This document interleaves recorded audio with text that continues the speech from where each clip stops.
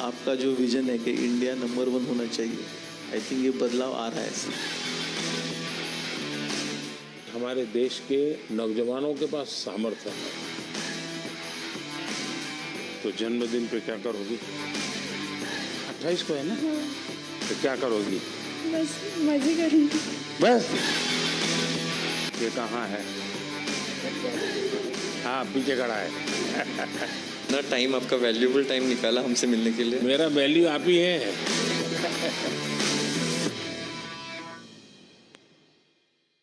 Sir, ये first time India ने दोनों गोल्ड मेडल जीते हैं और टीम ने जिस तरीके से प्रदर्शन किया है वो बहुत ही बढ़िया था। मतलब 22 में से 21 पॉइंट बॉयज ने और 22 में से 19 पॉइंट गर्ल्स ने, टोटल 44 में से 40 पॉइंट हमने लिए। इतना बड़ा बढ़िया प्रदर्शन आज तक पहले कभी नहीं हुआ। कभी नहीं। वहां पर क्या माहौल था? पहली बार हम जीते, सब लोग हमारे लिए भी खुश हो गए बहुत, क्योंकि हमने इतना खुशी मनाया।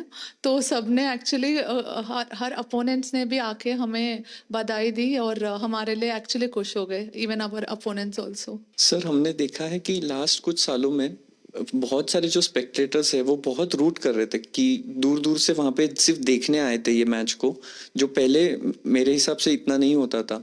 तो आई थिंक चेस की भी काफी पॉपुलैरिटी बढ़ गई, तो हमें देख के बहुत अच्छा लगा कि रूट कर रहे हैं।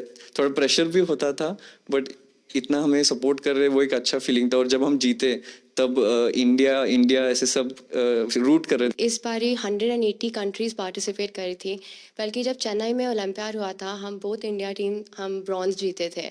वुमेन टीम का लास्ट मैच यूएसए से हुआ था जो हम हार गए थे और हमारे हाथ से गोल्ड चला गया था उस टाइम।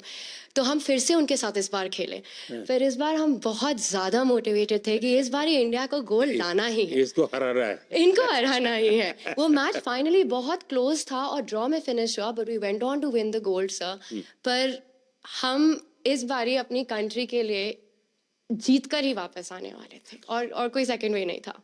नहीं, ये मिजाज होता है तभी तो विजय मिलता है। लेकिन जब इतने नंबर आ गए, 22 में से 21 और 22 में से 19, तो बाकी खिलाड़ियों का या बाकी लोग जो इस खेल को ऑर्गेनाइज करते हैं उनका क्या रिएक्शन था? Sir, I think Gukesh wants to answer that, but I just want to say one thing कि उसमें हमने इतनी कन्विंसिंगली जीता, स्पेशली ओपन टीम में ऐसे लग रहा था कि कोई पास भी नहीं आ सकता है। और हमारी वुमेन टीम में हम पहले 7 मैचेस जीतते गए, फिर थोड़ा छोटा सा सेटबैक आया, हमने रेजिलियंस दिखाई, हम वापस आए। पर हमारी ओपन टीम ने तो सर, मतलब मैं क्या ही बताऊं। I think Gukesh being on board 1 was better to answer that, पर वो भाग के ले गए। Yeah, this experience was really a great team effort. Every single one of us was in like excellent form, and we were all super motivated because in the 2022 Olympiad we were very close to winning the gold medal. But then there was one game which I had played and I could have won, which would have guaranteed gold medal. I unfortunately lost that game, and it was heartbreaking for everyone. So this time we were all super motivated, and from the start we were like, we are going to win this for the team, and yeah, really glad. अच्छा, आपने कभी ये सोचा है कि कभी AI का उपयोग करके आप लोग अपनी गेम को करेक्ट कर सकते हैं या दूसरे की गेम को समझ सके? Yes, sir. With AI, the chess has evolved. There has been new technology, and the computers have become much stronger now. And it is showing a lot of new ideas in chess, and we are still learning from it. And I think there is a lot to learn from it. Sir, I think अभी ऐसा हो गया है कि AI के tools सबको available हो गए क्योंकि डेमोक्रेटाइज हो गया है, और अभी हम जरूर प्रिपरेशन में यूज करते हैं। बताइए। कुछ नहीं सर, द एक्सपीरियंस तो बहुत कुछ नहीं, ऐसे ही जीत लिया।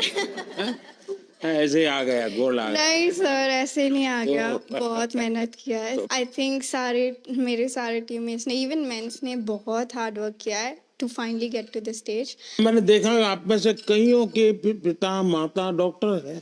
पेरेंट्स दोनों डॉक्टर है और मेरी बहन भी डॉक्टर है। हैं? तो जब मैं बचपन में उन्हें दिखता था कि उनको कभी रात को 2 बजे फोन आ गया पेशेंट का, जाना पड़ता था, मुझे लगा मैं जो करियर लूंगा थोड़ा और स्टेबल लूंगा, पर मुझे लगा नहीं था स्पोर्ट्स में और दौड़ना पड़ेगा। सर, मैंने हमेशा देखा है कि आप हर स्पोर्ट और हर स्पोर्ट पर्सन को इतना इनकरेज करते हैं और इतना सपोर्ट करते हैं, मुझे ऐसा लगता है कि आपका स्पोर्ट्स से बहुत बड़ा लगाव है, हर एक स्पोर्ट से, और मैं उसकी स्टोरी जानना चाहती हूँ, ऐसा क्यों? मैं आपको बताता हूँ। मैं ये इतना समझता हूँ कि कोई देश विकसित बनता है तो सिर्फ खजाने से नहीं बनता है कि उसके पास कितने पैसे हैं, कितने उद्योग हैं, जीडीपी कितना, इतने से नहीं बनता है। हर फील्ड में वो दुनिया में महारत होनी चाहिए। अगर फिल्म इंडस्ट्री है तो मैक्सिमम ऑस्कार हमारे यहाँ कैसे आते हैं। अगर साइंटिस्ट हैं या और किसी फील्ड में तो मैक्सिमम नोबेल हमारे पास कैसे आते हैं। वैसे ही खेल में भी मैक्सिमम गोल्ड हमारे बच्चे कैसे लाएं।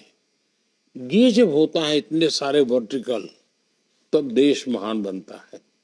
मैं जब गुजरात में था तब भी मैं एक खेल महाकुंभ चलाता था। लाखों बच्चे खेलते थे उसमें, तो मैं बड़ी आयु के लोगों को भी खेलने के लिए प्रेरित करता था। तो उसमें से अच्छे बच्चे आगे आने लग गए। मेरा ये विश्वास है कि हमारे देश के नौजवानों के पास सामर्थ्य है। दूसरा मेरा मत है कि देश में समाज जीवन का जो अच्छा वातावरण बनाना है, तो स्पोर्ट्समैन स्पिरिट जिसको कहते हैं, वो सिर्फ स्पोर्ट्स के खिलाड़ियों के लिए नहीं है, वो कल्चर होना चाहिए, समाज जीवन में कल्चर होना चाहिए। हर रोज इतने बड़े बड़े डिसीजंस लेते हैं, तो आप क्या एडवाइस करेंगे हमारे लिए कि ये प्रेशर सिचुएशंस कैसे टैकल कर सकते हैं? देखिए, कोई भी खेल क्यों ना हो, कोई भी एक्टिविटी क्यों ना हो, फिजिकल फिटनेस बहुत मैटर करती है जी। में से बहुत लोग होंगे जो फिजिकल फिटनेस के लिए आपकी ट्रेनिंग होती होगी, आपके लिए खान पान के लिए बताया जाता होगा, भाई ये चीज़ें खाइए, ये चीज़ें खेलने से पहले इतना खाइए, मत खाइए, सब बताया जाता होगा आपको। मैं समझता हूँ कि अगर हम इन चीज़ों की आदत अगर डेवलप करते हैं तो इन सारी समस्याओं का पचा जाते हैं। देखिए, डिसीजन मेकिंग के लिए आपके पास बहुत इंफॉर्मेशन होनी चाहिए, बहुत इंफॉर्मेशन, और पॉजिटिव नेगेटिव सब होनी चाहिए। आपको पसंद आता है ऐसा ही सुनने का आदत लगती है, मनुष्य का स्वभाव होता है, जो अच्छा लगता है वही सुनता है, तो वो फिर डिसीजन में गलती होती है। लेकिन आप हर प्रकार की चीज को सुनते हैं, हर प्रकार की चीजों को जानने का प्रयास करते हैं और खुद एनालाइज करते हैं, और कहीं समझ नहीं आए तो बिना संकोच किसी जानकार को पूछते हैं, तो फिर आपको कठिनाई कम आती है। और मैं मानता हूं कि कुछ तो अनुभव से आ जाता है, और जैसा मैंने कहा कि योगा, मेडिटेशन, इसकी सचमुच में बहुत ताकत है जी।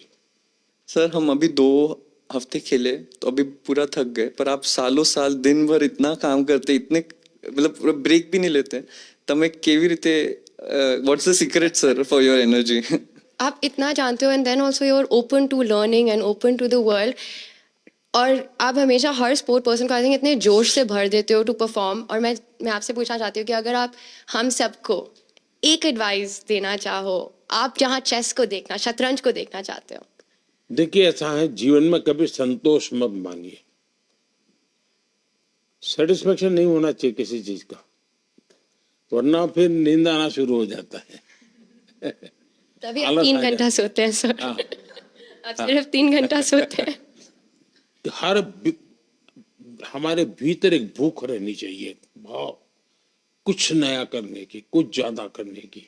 हम लोग सभी टूर्नामेंट तभी जीते थे, और हम लोग बस में से आ रहे थे और आपका स्पीच हम लोग लाइव देख रहे थे, और आपने वहां पे अनाउंस कर दिया वर्ल्ड में कि भारत ने ये ऐतिहासिक 2 गोल्ड मेडल जीते, और हम सब लोग उस टाइम साथ में बस थे। हमें इतनी खुशी हुई सबको कि आपने ये आपके स्पीच में अनाउंस कर दिया पूरे दुनिया के सामने। मैं 98 में मैंने फर्स्ट ओलंपियाड खेला, और उस टाइम पे गैरी कास्परोव, कार्पोव, ये सब लोग खेलते थे, और हम लोग उनका साइन लेने के लिए दौड़ते थे, ऑटोग्राफ। इंडिया का तब रैंकिंग बहुत नीचे था, और इस टाइम पे जब मैं कोच बन के गया था और मैं देखता था कि गुकेश आ रहा है, प्रज्ञानंद आ रहा है, अर्जुन आ रहा है, दिव्या आ रही है, हरिका आ रही है, और लोग उनका साइन लेने के लिए अब दौड़ रहे हैं, तो ये जो बदलाव और ये जो कॉन्फिडेंस नए फील्ड में आया है नए बच्चों में, आई थिंक वो आपका जो विजन है कि इंडिया नंबर 1 होना चाहिए, आई थिंक ये बदलाव आ रहा है। Sir thank you so much. आपने इतने शॉर्ट नोटिस में, आप यूएस में थे और आपने इतना टाइम, आपका वैल्यूएबल टाइम निकाला हमसे मिलने के लिए। हम बहुत अभी मोटिवेट हो गए। मेरा वैल्यू आप ही है।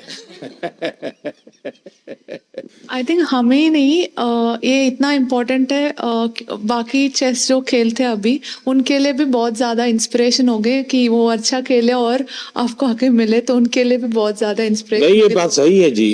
कभी कभी ये देखने से पता चलता है इनको कि हाँ यार, अपने लोग कर सकते हैं, हम भी कर सकते हैं। मैंने एक बार गुजरात में बहुत बड़ा चेस का इवेंट किया था जब मैं मुख्यमंत्री था, तो 20,000 लोग उसमें एक साथ हाँ, चेस एक खेले साथ थे। खेले थे।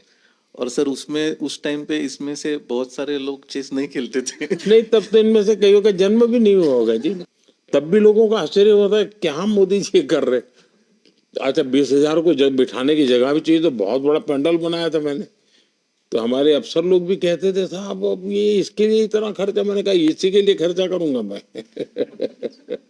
सर आपने जब इतना मुझे एनकरेज किया ये, तो मैं इतना खुश हो गई थी कि मैंने कहा अब तो मुझे पूरी जान लगा देनी है चेस में, और मुझे अब तो इंडिया के लिए हर समय मेडल जीतना है। वाह। और मुझे मतलब मैं तब बहुत ज्यादा ही खुश थी। और फिर तब आपने एक तो उसी में थी तुम। हाँ, हाँ। और ये तब आपने साइमल ऑर्गेनाइज किया था और बहुत सारी लड़कियां खेल रही थी तब। वाह।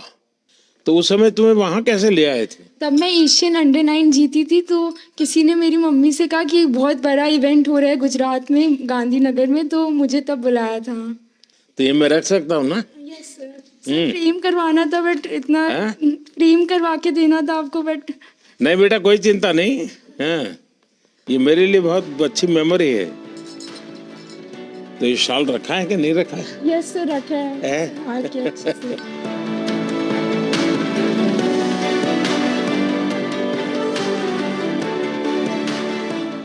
चलिए, मुझे बहुत अच्छा लगा। आप लोगों को मेरी बहुत बहुत शुभकामनाएं हैं। आप खूब प्रगति करिए।